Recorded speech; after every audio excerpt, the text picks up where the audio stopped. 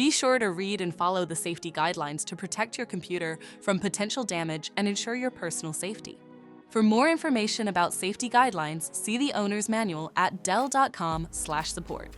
Before you begin, turn off the computer and disconnect all the attached peripherals. To remove the solid-state drive 2230, loosen the 9 screws on the base cover. Pry the cover away from the recess points near the hinges to remove it. Find and unplug the battery cable.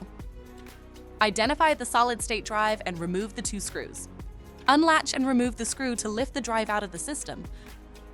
To reinstall the solid-state drive 2230, place it back in the system and tighten the screw. Relatch and install the 2 screws. Plug in the battery cable and secure the base cover with the 9 screws. For more information about your Dell system, visit dell.com/support.